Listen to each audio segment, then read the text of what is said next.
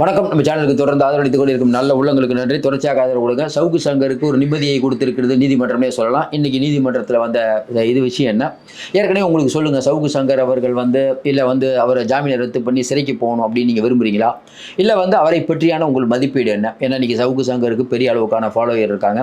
சரியோ தப்போ அவருடைய கருத்துக்களுக்கு மக்கள்கிட்ட ஒரு ஆதரவு இருக்குது. இன்னும் குறிப்பாக பார்த்தீங்கன்னா, பொய்யான செய்தி சொல்லிட்டு ரொம்ப நாள் காலத்தையும் ஓட்ட முடியாது. அப்படிப்பட்ட சூழ்நிலையில் அவருடைய ஜாமீனை ரத்து பண்ணியே ஆகணும்னு ஒரே முடிவுடன் இன்னைக்கு காவல்துறை இருக்கிறது. அதற்காக பல விஷயங்கள்லாம் பண்ணியிருந்தாங்க. இப்படிப்பட்ட சூழ்நிலையில் இன்னைக்கு யூடியூபர் சவுக்கு சங்கரின் இடைக்கால ஜாமீனை ரத்து செய்ய சென்னை உயர்நீதிமன்றம் மறுத்துவிட்டது.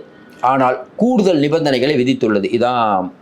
இது என்ன நிபந்தனைகள்? வேல்முருகன் அவர்களுடைய கடந்த காலம் ஒரு 2-3 நாளைக்கு முன்னாடி கூட இந்த நீதிமன்றத்தை மிரட்ட முடியாது, யாரும் எங்களை பிளாக்மெயில் செய்யாதீங்க அப்படின்னு ரொம்ப கடுமையாக சொல்லியிருந்தாங்க. சவுக்கு சங்கர் தரப்பில் இந்த அமர்வு எங்களுக்கு வேணாம், வேல்முருகன் தலைமையிலான அமர்வு எங்களுக்கு வேணாம், வேறு அமர்வுக்கு மாற்றணும்னு அவங்க கேட்டிருந்தாங்க. அது உங்கள் உரிமை, நீங்கள் போய் தலைமை நீதிபதியை பாருங்கன்னு வேல்முருகன் அவர்கள் சொன்னார். இன்னும் குறிப்பாக பார்த்தீங்கன்னா, இந்த வழக்கை பொறுத்த வரைக்கும் மிரட்டி பணம் வழக்கு, இந்த வழக்கில் இன்றைக்கி என்ன சொல்லியிருக்காங்கன்னு கேட்டு அதுக்கப்புறம் நம்ம பல விஷயங்கள் இது நடந்திருக்குது. உள்ளுக்குள்ளே இருக்கக்கூடிய பல மர்மங்களை பற்றி பேசுவோம். அதாவது நீதிபதி பி வேல்முருகன் மற்றும் நீதிபதி எம் ஜோதிராமன் ஆகியோர் அடங்கிய அமர்வு இந்த வழக்கு தொடர்பாக நேரடியாகவோ அல்லது மறைமுகமாகவோ எந்த அறிக்கையையும் வெளியிட வேண்டாம் என்றும் அதிகாரிகளின் நடத்தைக்கு எதிராக கருத்துக்கள் உட்பட எந்த அறிக்கையையும் வெளியிட வேண்டாம் என்றும் சங்கரை கேட்டுக்கொண்டுள்ளது.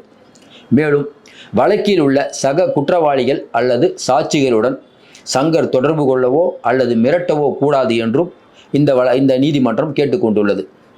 சங்கரின் இயக்கத்தையும் நீதிமன்றம் தடை செய்துள்ளது. மேலும் எந்த ஒரு இயக்கமும் மருத்துவ வசதிகளை பெறுவதற்காகவோ அல்லது வழக்கின் சட்ட உதவிகளை பெறுவதற்காகவோ இருக்க வேண்டும் என்று கூறியது. நிபந்தனைகளை மீறுவது தீவிரமாக கருதப்படும் என்றும் சங்கர் மீது கடுமையான நடவடிக்கை எடுக்கப்படும் என்றும் நீதிமன்றம் தெளிவுபடுத்தியது. மேலும் ராஜீவ்காந்தி அரசு பொது மருத்துவமனையின் டீனுக்கு சங்கரின் மருத்துவ நிலையை ஆய்வு செய்து மதிப்பிட நிபுணர்களை கொண்ட ஒரு மருத்துவ வாரியம் அமைக்க வேண்டும் என்று உத்தரவிட்டுள்ளது.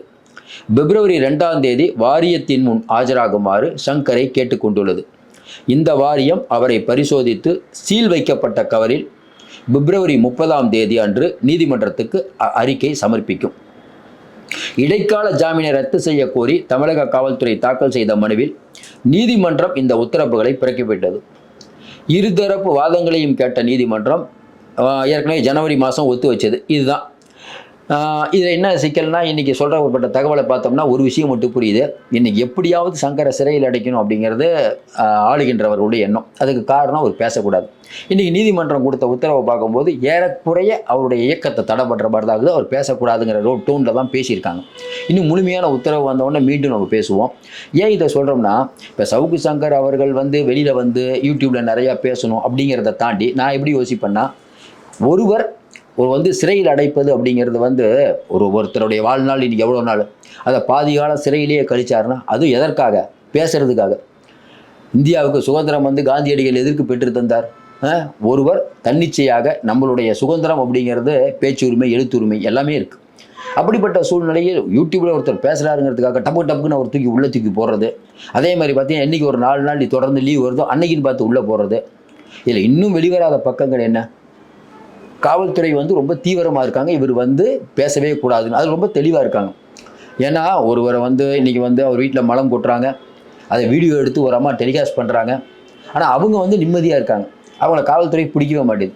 ஏற்கனவே அவர் வீட்டுக்கு முதல் நாள் அவரை கம்ப்ளைண்ட் கொடுக்குறாரு. அடுத்த நாள் தீயணைப்பு துறையெல்லாம் அழைச்சிட்டு போய் அவரை அரெஸ்ட் பண்ணுறது.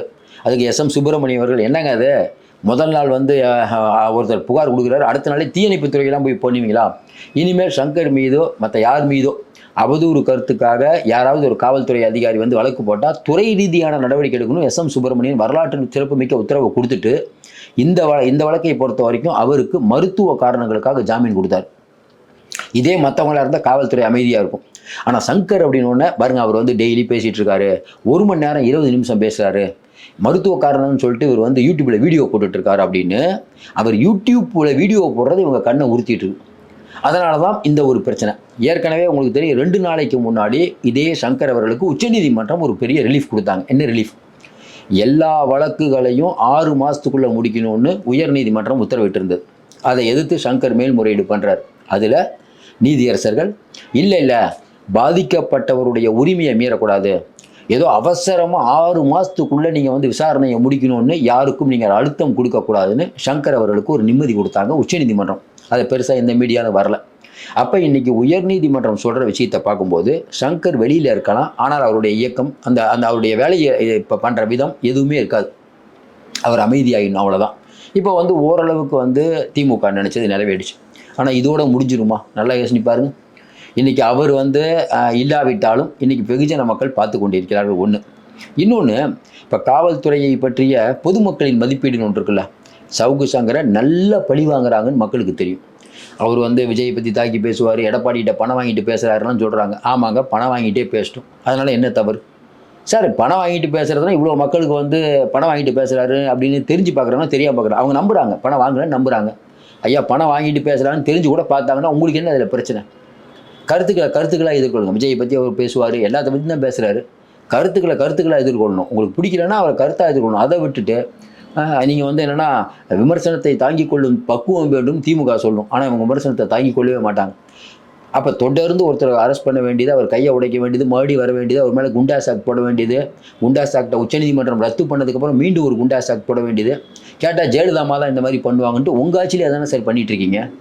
என்ன இந்த ஆட்சியில் என்ன நடந்து கொண்டு இருக்கிறது? இப்போ சவுக்கு சங்கருக்கு நீ எப்படியும் உள்ளே வைக்கணும் அப்படிங்கிற முயற்சி அதாவது தடைபட்டிருக்குது. ஆனாலும் இவர் ஒரு சிக்கல், இந்த சிக்கலை கொடுக்கணும் தான் ஒரு ஒட்டுமொத்த இது நிர்வாகமே ஒர்க் பண்ணுது. அப்போ இங்கே வந்து எவ்வளோ குற்றங்கள் நடக்குது, எவ்வளோ நீங்களே நல்லா யோசனை பாருங்க. நம்மலாம் எஃப்ஐஆர் கொடுக்க போனோன்னா உடனே எஃப்ஐஆர் போடுறாங்களா? கண்டுபிடிக்கிறதுக்கு எவ்வளோ நாள் ஆகும்? அதாவது காவல்துறையில் நேர்மையான பல அதிகாரிகள் இருந்தாலும் சில அதிகாரிகள் இந்த மாதிரி பண்ணுறதுனால ஒட்டுமொத்த காவல்துறைக்கே அஜித் அவர்கள் வந்து அடித்த வீடியோவில் நம்ம பார்த்தோம்ல காவல்துறை. இன்னும் காவல்துறையை பற்றி நீதிமன்றம்லாம் என்ன சொல்லியிருக்குது?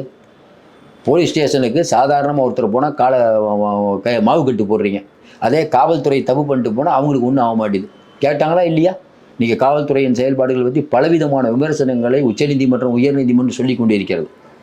மறுபடியும் சொல்கிறோம், இன்றைக்கி சவுக்கு சங்கருடைய அப்டேட் நிறைய பேர் பார்த்துட்டு இருக்காங்க.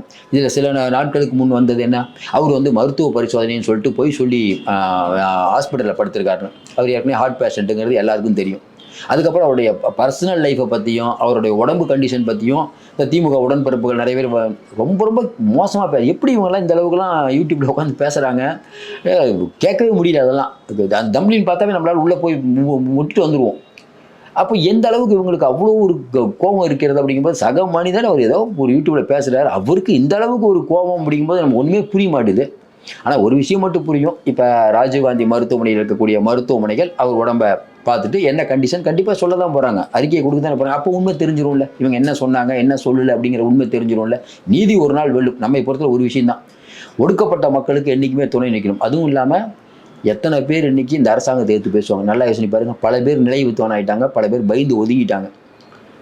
ஜவஹர்லி புதுக்கோட்டையில் ஒரு மணல் கொள்ளையை தடுக்க போனவரை கொன்று, அதே மாதிரி ஒரு காவல்துறை அதிகாரி என் உயிருக்கு பாதுகாப்பு இல்லைன்னு சொல்கிறாரு, அவரை கொள்கிறாங்க. கேட்டால் சட்டம் ஒழுங்கு சீர்கேட்டு ஆகிப்போச்சு நம்மளாம் சொன்னோம்னா, சட்டம் ஒழுங்கா எங்கே சீர்கேட்டாச்சு? அதிமுக ஆட்சியில் எவ்வளோ நடந்து தெரியுமா? எங்கள் ஆட்சியில் கம்மியாக இருக்குது. ஏங்க போக்சோ வழக்குகள் அதிகமாக இருக்குன்னா, அப்போல்லாம் பெண்கள் பயப்பட்டாங்க கம்ப்ளைண்ட் கொடுக்குறதுக்கு. இப்போ பெண்கள் துணிஞ்சு வந்து கொடுக்குறாங்கன்னு ரகுபதி அவர்கள் பொறுப்பு இல்லாமல் சொல்கிறார். இன்னொருத்தர் வந்து கிட்னி திருடுன்னு சொல்லாதீங்க முறைகேடுன்னு சொல்கிறார். இன்னொருத்தர் ஓசி பஸ்ஸுங்கிறார். இன்னொருத்தர் பெண்களை அவமானம். தொடர்ந்து இந்த மாதிரி சம்பவங்கள், இதை யாரும் பேசக்கூடாது. சிஎம்டியில் என்ன நடக்குது, மேயர் அவர்கள் என்ன பண்ணுறாங்க, அந்த மாநகராட்சியில் எவ்வளோ ஊழல், எதுவும் பேசக்கூடாது. அப்படி பேசுனா இந்த அளவுக்கு நீங்கள் அச்சுறுத்துவீங்க. இப்போ அப்போ யாராவது ஒருத்தர் பேசக்கூடியவங்க வந்தாங்கன்னா அவங்களுக்கு என்ன பயம்னா, ஐயோ நம்ம ஏதாவது பேசி போய் உள்ளே கீழே வச்சுட்டாங்கன்னா, இந்த மாதிரி கையை கீழே உடச்சி விட்டாங்கன்னா, அப்போ இந்த ஒரு பதட்டத்தில் நீங்கள் வச்சுருக்கீங்க. இது எந்த அளவுக்கு ஜனநாயகம் நமக்கு ஒன்றும் புரியல. கேட்டால் நாங்கள் தான் திராவிட மாடல் ஆட்சி நடத்துகிறோம்னு சொல்கிறீங்க, இதான் உங்கள் திராவிட மாடலான்னு மக்கள் கேட்பாங்க இல்லையா? சார் மக்கள் வந்து வெகுண்டெல்லாம் எழுத மாட்டாங்க. இப்போ நான் பேசிகிட்டு இருக்கும்போது கமெண்ட் வேணால் போடலாம், அவங்க கமெண்ட் போட்டு அவங்களோட கோபத்தை தெரிவிப்பாங்க. ஆனால் ஓட்டு வரும்போது கரெக்டாக அவங்க பண்ணுவாங்க. மறுபடியும் சொல்கிறோம், சவுக்கு சங்கருக்கு இன்றைக்கி அவர் வந்து உடல்நிலையை கருத்தில் கொண்டு வெளியில் இருக்கணும்னு அனுபவிச்சது உண்மையிலே நல்ல விஷயமாக தான் நம்ம பார்க்குறோம். அந்த கருத்து சுதந்திரத்தை அவர் வந்து இயங்குறதுக்கு அனுமதி கொடுத்துருந்தா இன்னும் நல்லா இருந்திருக்கும். அநேகமாக இதுக்கு அப்பீல் போகிறதுக்கான வாய்ப்பு இருக்கான்னு நமக்கு தெரியல. அநேகமாக பண்ணுவாங்கன்னு நினைக்கிறோம். ஏன்னா அவர் வந்து இப்போ வந்து ஹார்ட் அட்டாக் ஒருத்தர் வந்துட்டார், அதுக்காக வீட்டிலேயே உட்காந்துருப்பாங்க, பேச மாட்டார் அவர். நல்லா யோசனை பாருங்க. இப்போ ஒரு ஹார்ட் அட்டாக்கு உடல்நிலை சரியில்லை, ரெஸ்ட் எடுக்கணும், அவ்வளோதான். ரெஸ்ட் எடுத்துட்டு 1 மணி நேரம் பேச முடியாதா? இது லாஜிக்கா இல்லை நான் சொல்கிறது? அதனால் நீதிமன்றம் ஒன்று சொல்லியிருக்குது. அநேகமாக ஒரு மேல்முறையீட்டுக்கு போனாலும் ஆச்சரியப்படுவதற்கில்லை. என்ன பண்ண போகிறாங்கன்னு தெரியல. தொடர்ந்து ஆதரவு கொடுங்கள். மீண்டும் சந்திப்போம். நன்றி, வணக்கம்.